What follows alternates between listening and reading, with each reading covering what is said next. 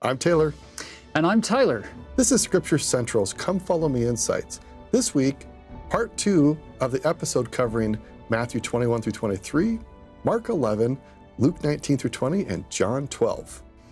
So in episode 1, we covered most of the stories that are in Mark, Luke, and John, and the Matthew 21 and the first half of chapter 22. So today, in this second episode, we're going to cover the second half of Matthew 22 and all of Matthew 23. So to begin, there are 3 experiences here, starting in verse 15, where Jesus is going to be judged, tempted, tried by 3 different groups of people. So in your scriptures, if you were to mark them, you would say, verse 15, this is where the Pharisees come to prove him, to tempt him.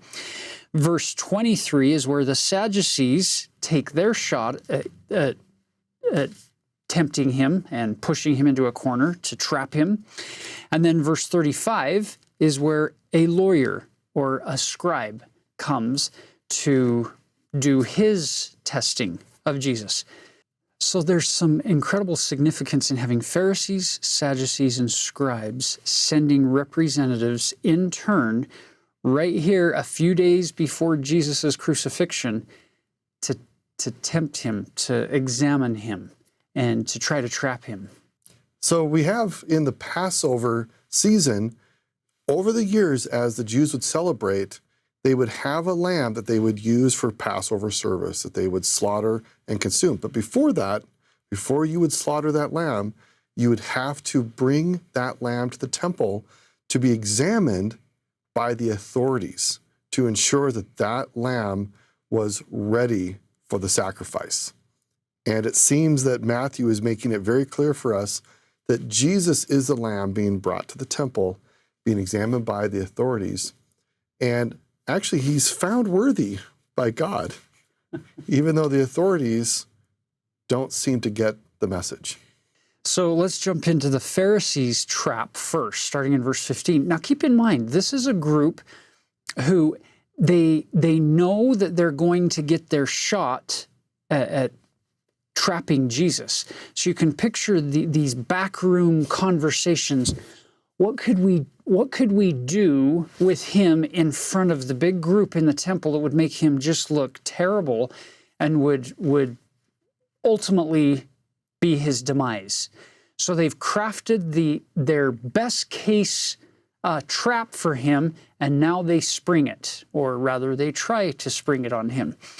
It comes in verse 15. Then went the Pharisees and took counsel how they might entangle him in his talk.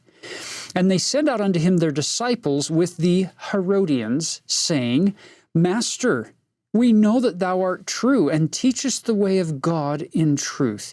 Neither carest thou for any man, for thou regardest not the person of men. Can you hear the flattery and the false praise that they're laying on him to try to soften him up so that he would walk into their trap? Now, while those techniques might work with normal people, they don't work great with the Son of God. And so here's their trap. You ready for this? Tell us, therefore, what thinkest thou? Is it lawful to give tribute unto Caesar or not?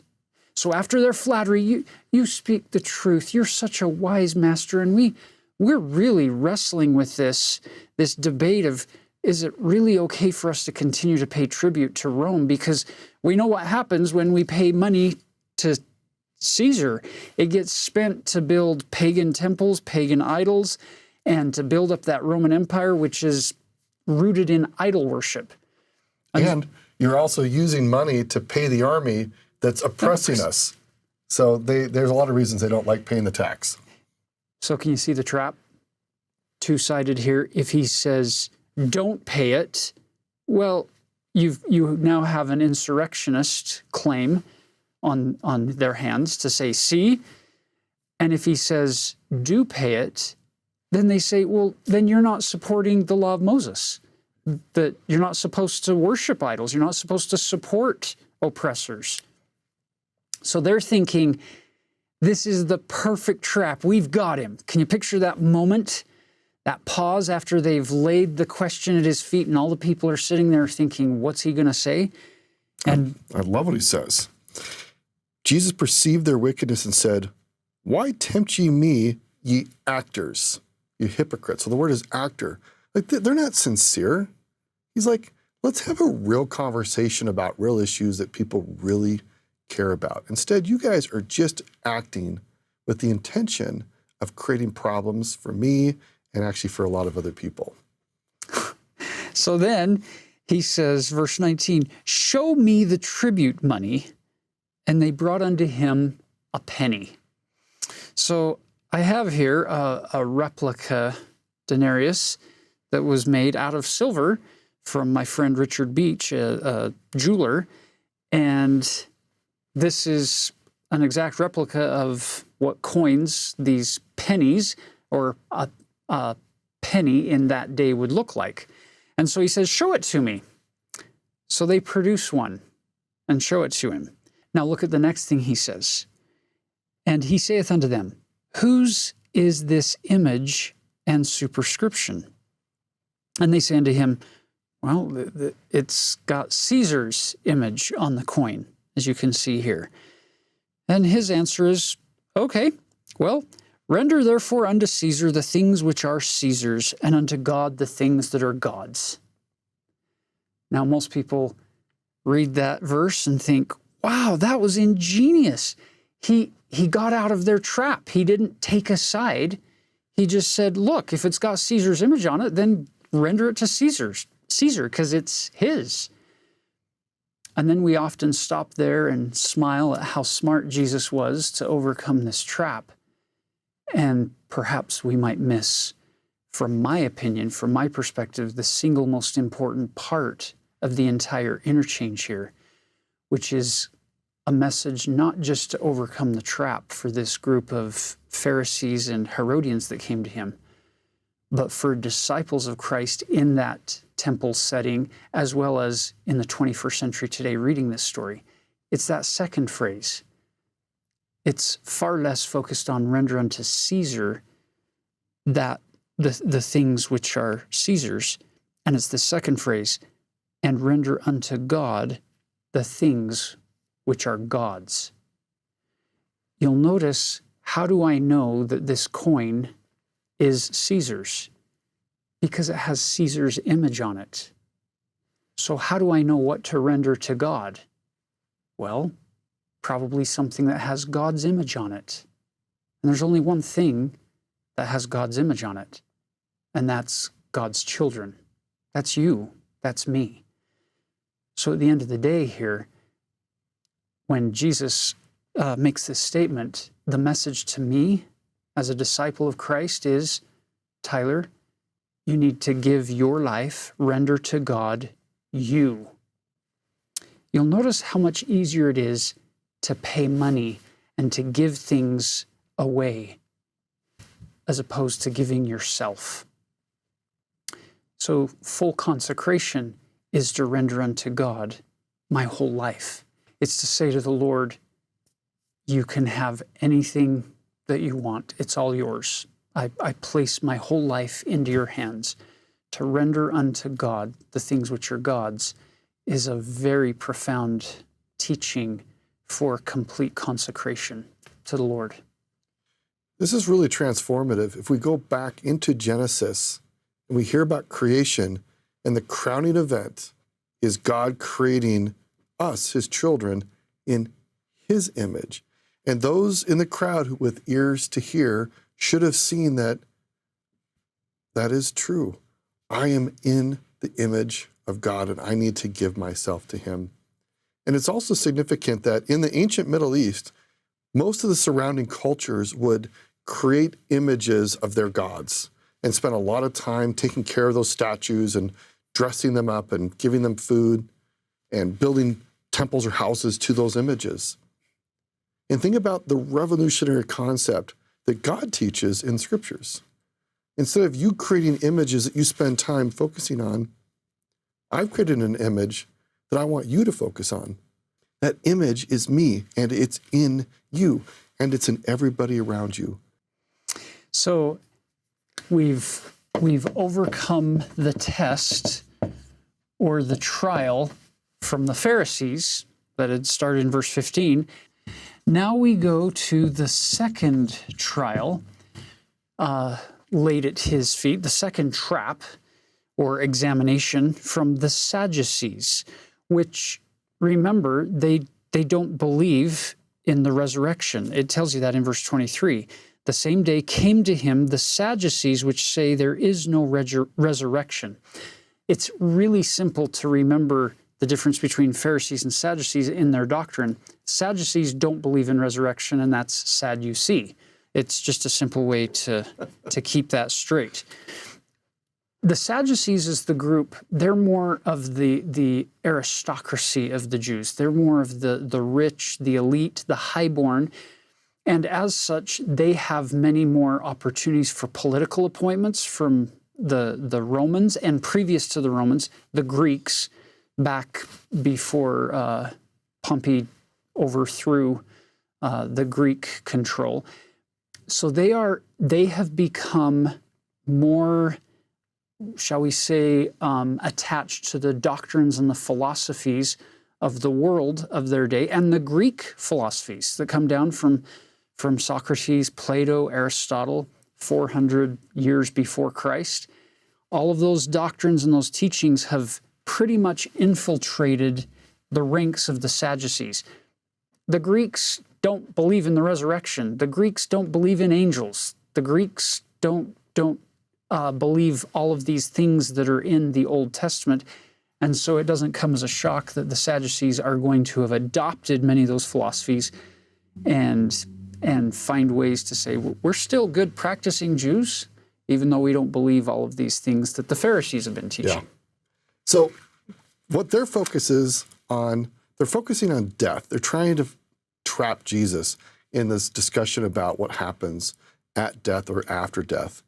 And we'll just give you the preview. Jesus focuses on life. So it's very interesting how he turns the tables and says, you're asking the wrong questions. You're so worried about what happens in death or after death. Why not focus on what happens in life? And he himself is the bringer of life. This is the scenario that they're using as a trap against Jesus. You ready? Verse 24. Here's this group of Sadducees, and they say, Master, Moses said, if a man die having no children, his brother shall marry his wife and raise up seed unto his brother. That's called the levirate law of marriage, that if your older brother dies without seed, the younger brother, and it doesn't matter how much of an age separation there is, it just doesn't matter. When you're of age, you're under obligation to marry your brother's wife and raise up seed. And the economic system in the very far ancient Israelite past was that the children were supposed to inherit what the parents had and also use those resources to support the parents in their old age, and also to maintain the name of that owner of the land on the land. And so this is all about land and inheritance and posterity and prosperity. So this tradition or this culture had been preserved for a lot of years. So the story continues. This trap is being set here. Now there were with us, that's a really important distinction. There were with us, so these are Sadducees, 7 brethren, and the first, when he had married a wife, deceased, and having no issue, left his wife unto his brother. Likewise the second also, and the third unto the 7th. By the way, can you picture being the 7th brother thinking, my 6 older brothers have all not lasted long in this marriage. I wonder how it's going to fare for me. So verse 27 says, and last of all, the woman died also. Therefore, in the resurrection, remember, the Sadducees don't believe in resurrection. So it's one side of their trap. In the resurrection, whose wife shall she be of the 7? For they all had her. Now watch carefully. Did you see the trap? In the resurrection, who's going to be married to this woman? Because all 7 had her. There's the trap. Now, this next verse, Jesus answered and said unto them, Ye do err, not knowing the Scriptures, nor the power of God. For in the resurrection they neither marry nor are given in marriage, but are as the angels of God in heaven. That verse, that one verse, gets used all the time to say, see, there's no such thing as marriage. There's no such thing as eternal family. Here's the fascinating thing. The Sadducees had plenty of opportunity in their shady back rooms to come up with a trap for Jesus. Do any of you find it odd that they would use that example of pitting the doctrine of resurrection against the doctrine of marriage for eternity to say, we'll come up with a scenario where marriage for eternity in the resurrection doesn't work, and those are the two halves of their trap? If Jesus has never taught the eternal nature of marriage, why would they come up with a plan to trap him on something he's never taught? The idea being that Jesus has openly taught about resurrection and he's openly taught about eternal marriage, so they've come up with this scenario to try to disprove him and make him look bad. And some would say, well, no, he doesn't ever directly talk about eternal marriage. Well, there are other places where he's touched on this. He said things like, what God hath joined together, let no man divide asunder, when he was having that debate with Pharisees about divorce. There are enough hints that even though certain plain and precious truths might have been taken out of the Bible at one point, doesn't mean that Jesus couldn't have taught about these things, and there are enough hints in other places that he is talking about the eternal nature of family. And this, ironically, is, for me, one of the greatest sources to show that Jesus did teach eternal marriage, because of what the Sadducees are using that doctrine as a half of their trap in this instance. And here's the fascinating thing. If you write a cross-reference in your scriptures next to verse 30, write Doctrine and Covenants section 132, 15 through 17. In that passage, the Lord in section 132 is giving a series of different types of marriages that are performed and what effect they have. And the type of marriage in verse 15 through 17 is a marriage that is for time only. It's not performed with sealing keys under proper authority. It's just performed basically till death do you part. And if you look in Doctrine and Covenants 132, 15 through 17, you're going to see some identical wording to this exact passage here that gets repeated there in context of they will not be married because they weren't sealed. And remember back in the beginning in verse 25, now there were with us 7 brethren.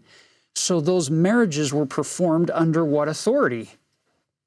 Under Sadducean authority. And they don't have the sealing keys. They are not sealing this woman to these 7 brothers. They're simply marrying her till death do they part. And those deaths came pretty quickly. And they parted pretty quickly. And so Jesus in verse 30 is saying, for in the resurrection, they neither marry nor are given in marriage, but are as the angels of God in heaven. Perfect description from over there in section 132 of what happens to people who choose not to enter into a temple sealing that is for time and all eternity. Really Fascinating how this trap or this exchange ends. He uses these powerful phrases, 31 and 32.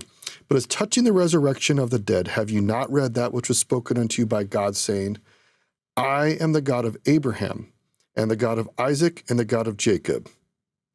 And pause right there. That phrase is the summary phrase pointing us back to the Abrahamic covenant.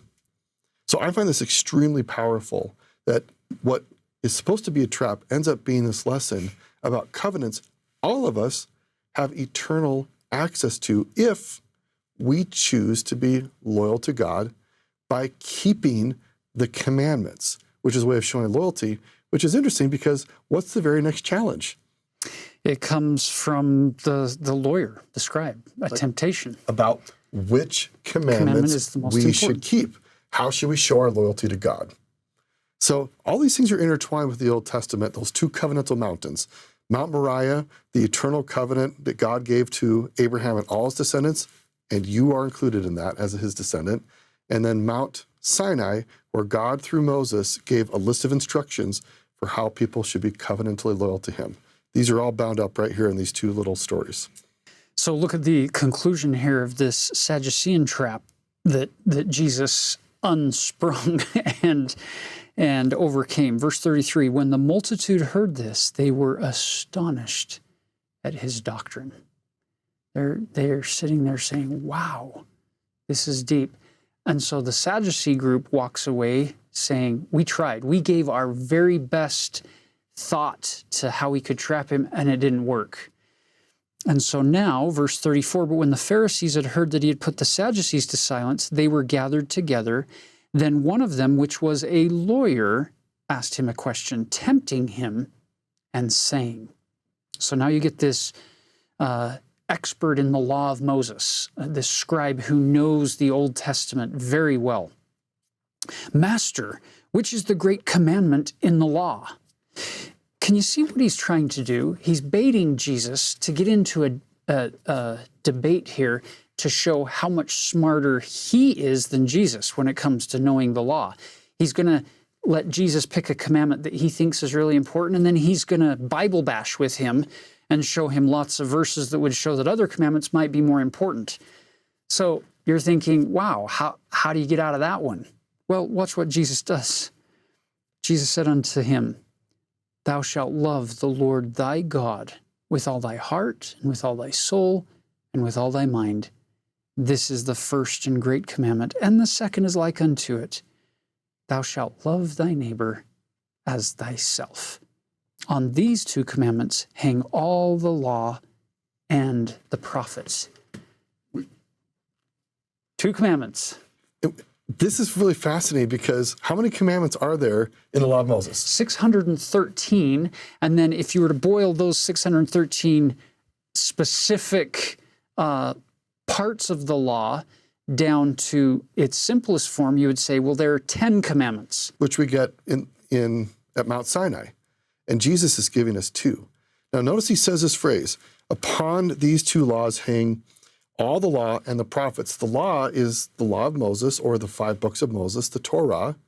Love God, love your neighbor, and if you do those things, you are loyally entwined with God, and you receive all the blessings of Abraham, Isaac, and Jacob. You know, Taylor, I wonder if there is great application to us today in the Church of Jesus Christ of Latter-day Saints. I think the same thing could be said.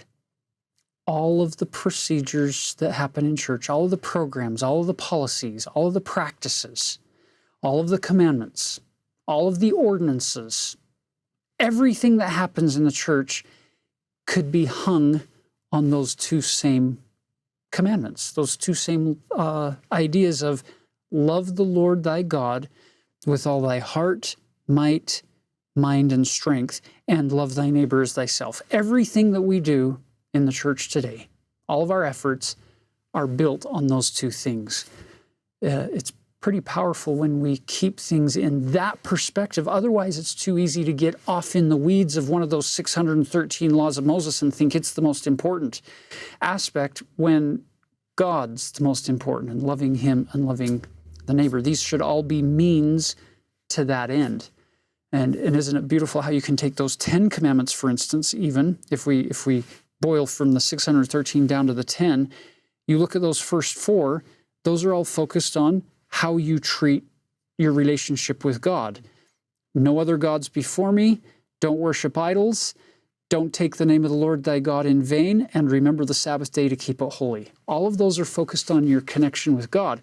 And number 5 through 10 are all focused on how you treat people.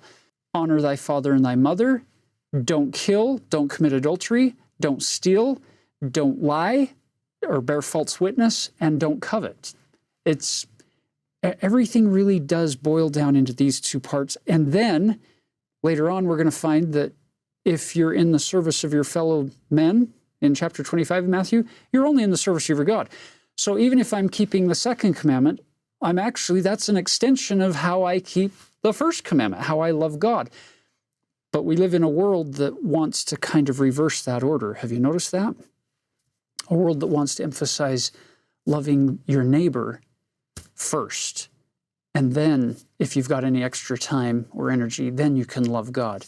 There have been some beautiful conference talks given in the last few years about the importance of keeping that first commandment first. Love the Lord thy God first, and thy neighbor as thyself second. So you can see here that he's overcome the trap from the Pharisees, the Sadducees, and now the Pharisaical lawyer. And instead of just sitting there, now Jesus puts a little bit of focus on them. Look at verse 41. While the Pharisees were gathered together, Jesus asked them. Now he comes to them and says, "What think ye of Christ, the Messiah, the Anointed One?" All of your messianic expectations that you're looking for. What do you think of him? Whose son is he? And they say unto him, well, he's the son of David. That's the prophecy, right? Yeah, it's an appropriate title, but it gets a little more involved in that. So then he says, so if the Messiah, the Christ, is going to be the son of David, then why did David in spirit call him Lord, saying, "The Lord said unto my Lord, sit thou on my right hand till I make thine enemies thy footstool"? If David then call him Lord, how is he his son? And no man was able to answer him a word, neither durst any man from that day forth ask him any more questions. They've learned their lesson. You don't try to debate with Jesus because it's impossible. He always gets out of your trap that you lay for him, and you can't get out of the questions he asks you. There's no answer. And it's this beautiful realization that they finally come to of, okay, we're not gonna ask him any more questions. Which now brings us to chapter 23. This is a very direct chapter where he's condemning the Pharisees and the scribes. And he's speaking to the multitude and to his disciples. So I find this interesting because it's almost like he is done having all these debates, and then he turns to his disciples and now says something about the individuals who were trying to trap him. And it doesn't make it absolutely clear here, but my assumption is that Matthew's trying to narrate that Jesus is describing for his people, here are the leaders of society that you should not be trying to spend any time with, unless you're just loving them and encouraging them to follow me. So let's pick it up in verse 2. Jesus says to this multitude and to his disciples, "The scribes and the Pharisees sit in Moses' seat." So this is the judgment, the instruction, the seat of leadership over the people. "All therefore whatsoever they bid you observe, that observe and do, but do not ye after their works, for they say and do not." So he's saying, look, they're teaching you out of the law. Observe the things that they're telling you to do, but don't watch their example and do what they're doing. "For they bind heavy burdens and grievous to be borne, and lay them on men's shoulders, but they themselves will not move them with one of their fingers." So they're putting these expectations and these commandments upon you, but they're not willing to do it. Listen to some of these words in the Greek, the burdens, heavy, hard to bear. A burden, for example, is something like you would put on the freight of a ship. So an individual ship just has to carry this, and it's like driven about. The heavy is something that's very burdensome or weighty, even oppressively or violently so. Or hard to bear, also the word comes from being oppressive. And the core word is just the enormous difficulty. Let's think again. Let's go back to Mount Sinai. Did God reveal the law of Moses for the intention to oppress people and make life difficult? Now, let's put context. The people had been oppressed and had very difficult taskmasters and burdens in Egypt. Life had been really difficult, and God liberated the people, brought them to Mount Sinai. Was his intention to be their taskmaster now? No, to be in relationship with them. So listen to this subtle thing that Jesus is saying. These Pharisees and scribes, they sit in Moses' seat. They teach the truth of how to be liberated through the gospel and through covenantal relationship. But what are they doing? They're acting like the Egyptian taskmasters to you. And God doesn't like that. God does not like people to be oppressed. That is one of the core essences of the gospel. So you have these subtle connections to the Old Testament and God's salvific efforts. Remember, this is Passover week.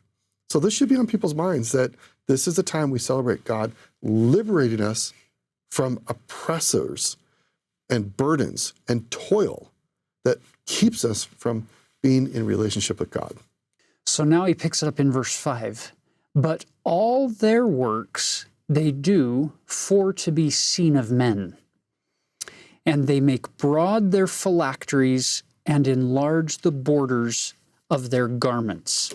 So let me show you some modern day examples of phylacteries first. These are little boxes that inside have little scrolls that are written with certain key passages from the Old Testament.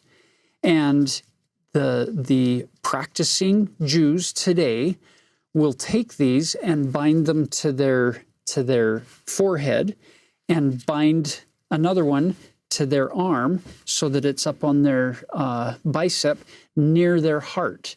So the words of God would be bound in their mind and before their eyes and in their heart. That way, and actually, it's not just any words of Moses, or God. These are specific commandments revealed by God to Moses at Mount Sinai about how to be loyal to God, so that you can worship God with all your heart, might, mind, and strength. I actually think it's a great reminder. Like, if you take the time to put something like this on, or you see it with others, you're like, I really need to be committed to God. So as an object lesson, it actually can be a really good thing. Until the Pharisees and scribes have thought, well, all of the common people have phylacteries that have these scriptures written on them, this size. Let's make our phylacteries bigger. What is the message? If I walk into a synagogue or out at the street and it's the time of prayer and I put on my phylacteries and they're this big, and I'm standing next to a guy who's got a big box on his head and a big box sitting on his arm, the message is, wow, he has more of the Word of God in his mind and his heart. He's more righteous than me. He's better than me. I'm just a lowly simpleton with a normal-sized phylactery. That's what Jesus is condemning.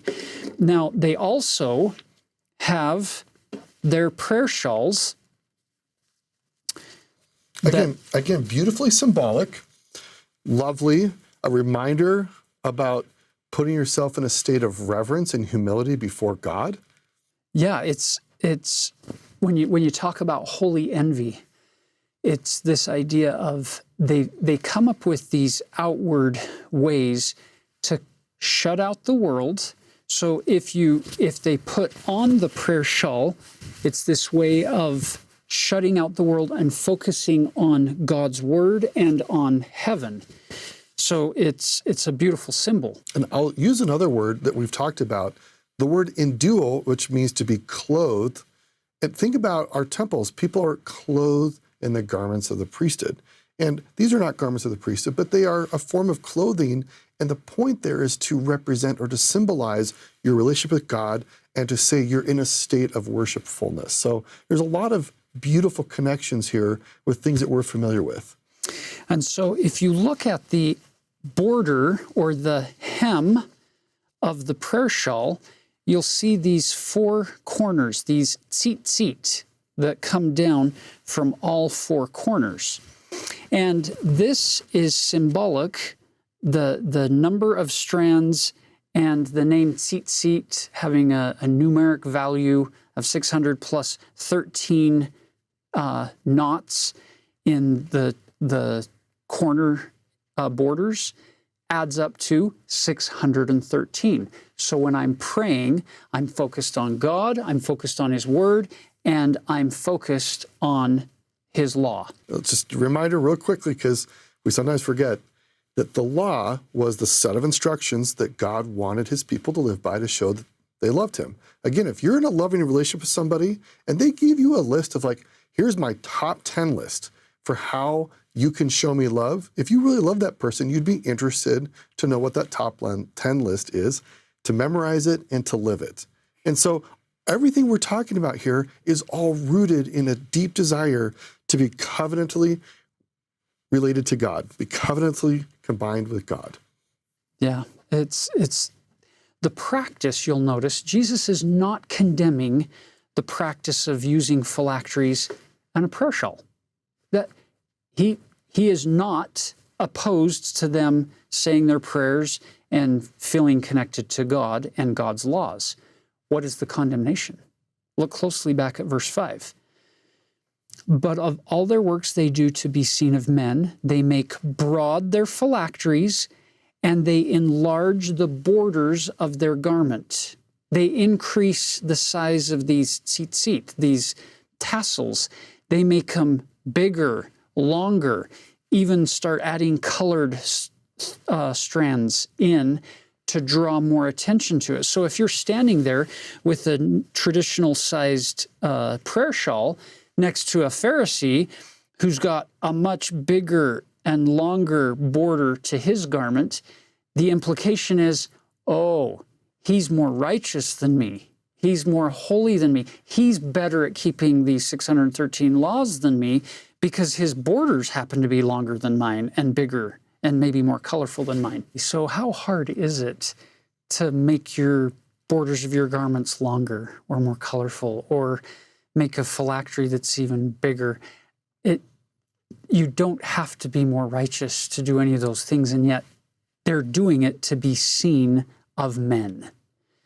And that is one thing Jesus just doesn't seem to have a lot of patience for, is this hypocrisy, this self-righteous, self-aggrandizement, drawing attention to, look how good I am at keeping the law of Moses and loving God. I'm so much better than you. Jesus doesn't have a lot of patience for that.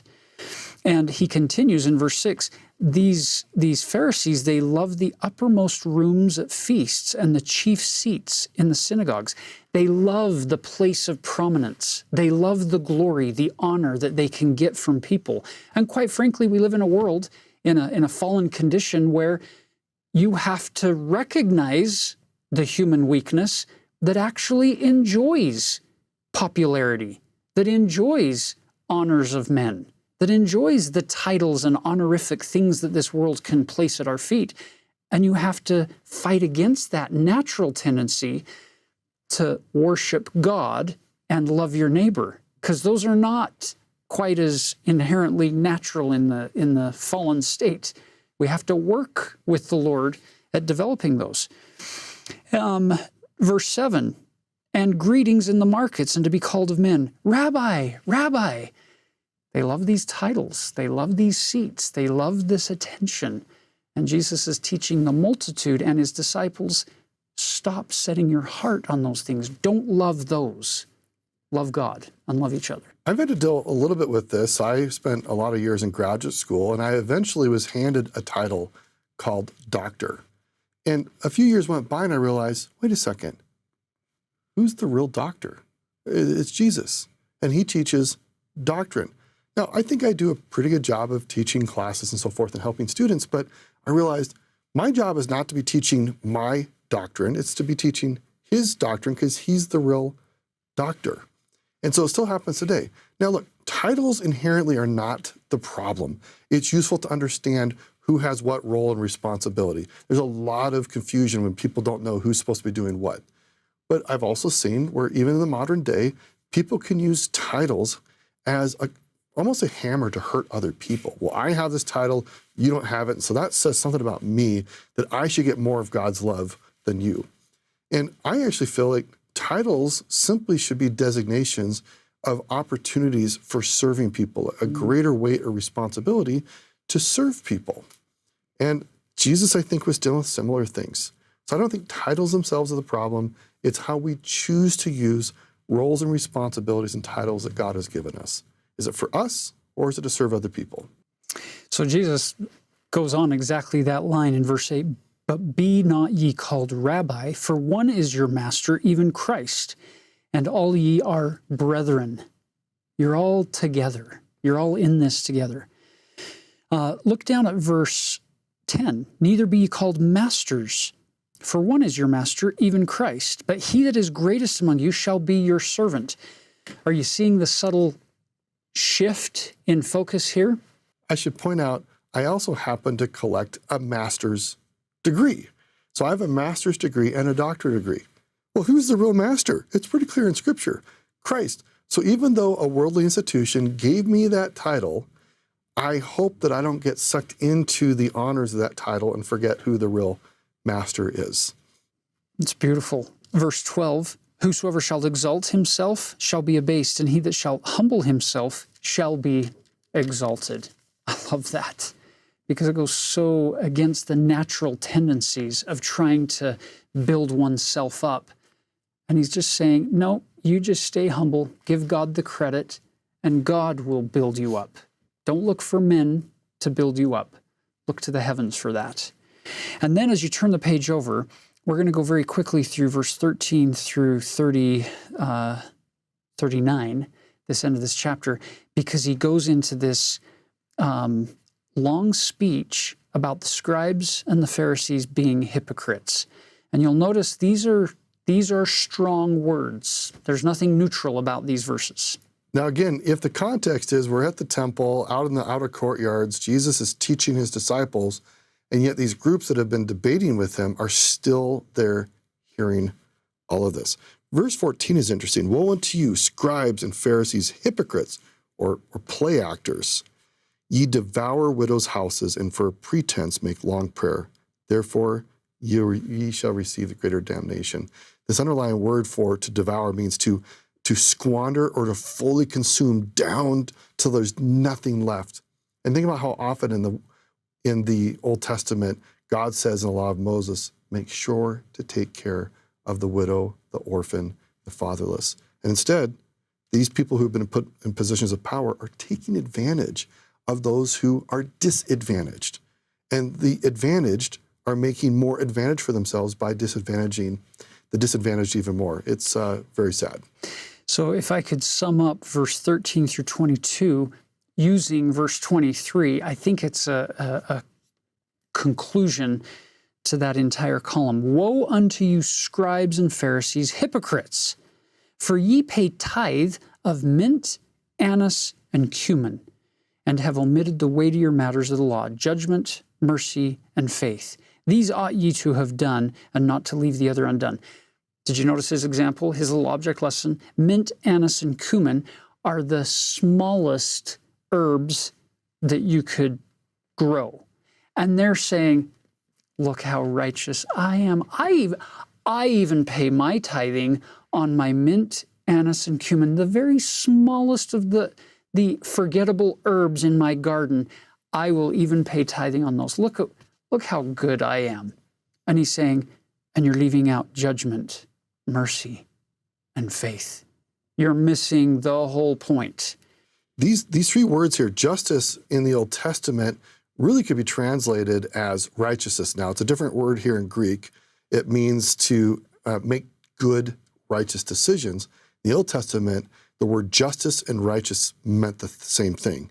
So when he's talking about meting out justice, it means living righteously. But then you have this word mercy, very powerful. This word mercy, when it's connected to the Old Testament, is related to the compassion, the hesed that God has and that we should be having, which means covenantal loyalty and everlasting kindness to one another. And it gets back to those comments he made some verses ago where he said, love God, love your neighbor. Look, it doesn't matter how much tithing you pay on great or little things. I mean, that is an important thing, but don't let that get in the way of loving God, loving your neighbor, living righteously and acting mercifully and showing loving kindness to God and to those around you, because that's what he does. And he models for us how we should be living. And then verse 24, he says, "Ye blind guides, which strain at a gnat and swallow a camel." You'll notice the contrast. He picked the very smallest animal he could come up with, a gnat. And then he contrasted it with the very biggest animal. We're on the two extremes of the animal kingdom here with these people.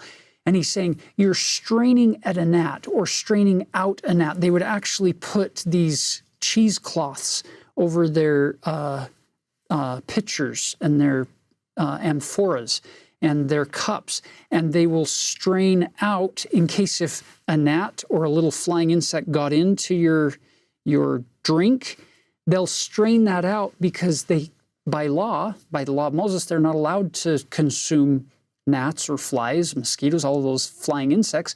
So we'll strain those out. And he's saying, but you're eating a camel. Both are actually unclean things. Both are unclean. In the law of Moses. And one takes a lot more effort. And Joseph Smith gives this beautiful conclusion to verse 24 when he added, "Who make yourselves appear unto men that ye would not commit the least sin, and yet ye yourselves transgress the whole law." You're eating the whole camel, but you're showing people how righteous you're appearing to be when you strain out these gnats. And then he says, "Woe unto you, scribes and Pharisees, hypocrites! For ye make clean the outside of the cup and of the platter, but within they are full of extortion and excess." And he basically tells them to cleanse the platter. Verse 27, "Woe unto you, scribes and Pharisees, hypocrites! For ye are like unto whited sepulchres, which indeed appear beautiful outward, but are within full of dead men's bones and of all uncleanness." So they're on the Temple Mount. What might people be able to see when they walk right off the Temple Mount? What are they going to see? And if you look to the left, if you're walking down to the south, up on the southern part of the Mount of Olives, you've got tombs, you've got sepulchres.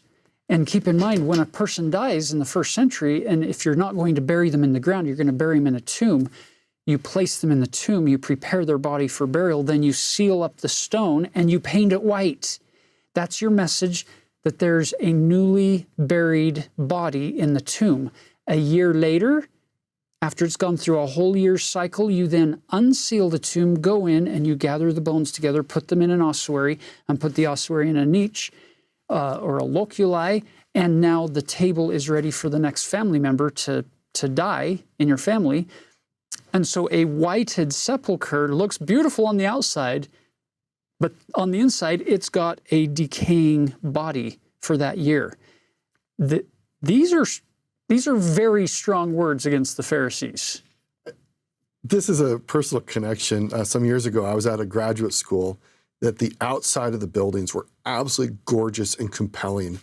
And I went inside, went into the basement. It was just so oppressively grimy and a place that I didn't want to be. And I thought, people on the outside, and you see these pictures of these buildings out on brochures, the university never is sharing pictures with potential students. Hey, come to our university and check out our basement. And I remember thinking this very thing, like, yeah, we shouldn't simply just have an outward face of making ourselves look like something. We truly should be through and through what we represent. And remember at the very beginning, we talked about the image of God. We should be the living and lively image of God, not dead men's bones. So let's conclude, jumping over to verse 37, when he says, "O Jerusalem, Jerusalem, thou that killest the prophets and stonest them which are sent unto thee, how oft would I have gathered thy children together, even as a hen gathereth her chickens under her wings, and ye would not." That phrase, he's going to use it again with the people in the Book of Mormon in 3 Nephi chapter 10, verse 5, that exact phrase of, "I would have gathered you, but ye would not." It's not me keeping you out of the covenant. It's not me rejecting you and keeping you out of heaven. it's you who is doing this. And he promises them in verse 38, behold, your house is left unto you desolate, which ties into Jeremiah chapter 22, verse 5. In closing, brothers and sisters, there's righteousness, and then there's self-righteousness. There are deeds that help us love God and love our fellow beings, and there are deeds that help us get the honors and the praise and the glory of the world. For me, the message from this particular set of scriptures this week is to stop looking for the praise of the world and start looking to God and to love Him with all of our heart, might, mind, and strength, and love our neighbors as ourselves, knowing that God loves them perfectly, just like He loves us perfectly. And there's something liberating about letting go of having to orchestrate everything and let God be God and let me be a humble servant doing the best I can to find as many people as I can to lift and to build and to bless and to serve, not for their praise, not to be repaid by them, but because I love them and because I love the Lord. What a beautiful pattern for us to try and try and try again to emulate from the Savior's life and His perfect example. And we leave that with you in the name of Jesus Christ. Amen. Know that you're loved. And spread light and goodness.